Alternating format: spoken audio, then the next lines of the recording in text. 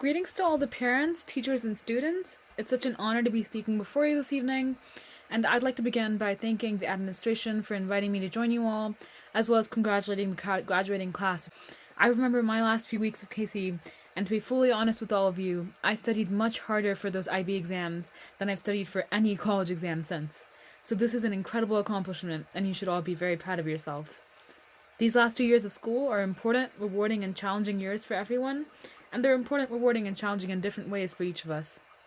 I graduated from KC 3 years ago, and among my challenges was the fact that I was always getting lost in the corridors of the building. As all of you know, KC High is formed in the shape of a hexagon, and because the corridors turn so often, each time I turned a corridor, I had the sense that I was entering this whole new world, this whole other dimension of the school. I would trace my fingers over the wall as I ran through the hallways, and I would never know where I was going to come out. Currently, I've ended up at Deep Springs College. It's a tiny college in the middle of the deserts in Eastern California. Deep Springs accepts 13 students a year who are expected to serve and govern the campus. What this means is that we don't just study, we also garden, cook, farm, wash dishes, and we do everything else that's necessary to sustain life in the desert. We also admit the next batch of students, we expel current students if necessary, and we hire the professors. If you told me 3 years ago, at my own graduating ceremony, that I'd be at the middle of nowhere in California, at a school this strange, I'd have laughed at you. At my own graduating ceremony, I didn't get into any college that I could afford. After watching everyone else prepare for college, I was disappointed, confused, and nervous. I decided to take a gap year. I didn't know what I would do with my gap year. I didn't know anyone who'd ever taken one before, and it was very difficult to explain to my relatives and friends that I'd be quote-unquote a year behind everyone else. Now it's obvious to me that a year behind was hands down the best thing that's happened to me. I began that year by asking myself the question, what is an education? Is it an education reading books? Is it traveling? Is it talking to different kinds of people? Is it meditating? Is it hiking? Is it learning languages? Is it learning to live independently? I had an entire 12 months just to answer these questions, and there were no rules, no guidelines, no exams, and no grades. There was no one to tell me whether or not I'd passed. There was no one to tell me whether or not I'd done well. This is a question that I have to answer for myself. That year, I spent 3 months in Senegal in Africa and 4 months in Nepal on my own. I didn't know anyone in these countries. I didn't speak a word of the local languages, and neither did anyone else speak English. I got around simply by asking strangers if I could stay with them, and I trusted them that they would care for me when I was at my most vulnerable.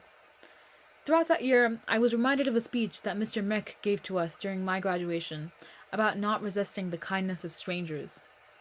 Receiving the kindness of strangers with gratitude and graciousness is the most profound and educational thing that I've ever experienced, and I would not have experienced it had it been for a circumstance that I'd originally regarded as incredibly bad and unlucky. After my gap year, I applied again, and to my surprise, I received full scholarships from 3 of the top universities in the US. But I chose to attend Deep Springs instead, for the reason that it was a place where I could continue asking myself that question. What is an education? Is it insisting on doing your homework well each night, or is it walking with someone who might offer you an interesting piece of wisdom? Is it being strict about standards and holding your classmates accountable, or is it being a friend to them and giving them a pass when they're having a hard time? I've yet to find an answer to any of these questions, and instead, my life these past few years has been one of experimentation, observation, and change. There is no resolution. Maybe there will never be any resolution. Most of these questions that I had at KC about what I wanted to do with my life, where I wanted to live, what I wanted to study, whether I wanted to study, who I'd keep in touch with, what kinds of people I'd like to meet, these are all questions that are still fully open to me right now. And in fact, the most that has happened to me in these last few years is that every single thing that I felt certain of during high school has been broken down to reveal more questions.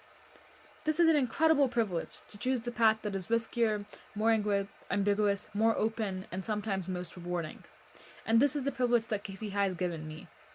Never before did I find teachers who were invested in me as a person, trusted me as a person, and not just as a set of grades. Never before was I taught things in school that was not just meant to be the easiest way to get an A. KC High opened the question of education for me, and it gave me a place that I could always fall back on.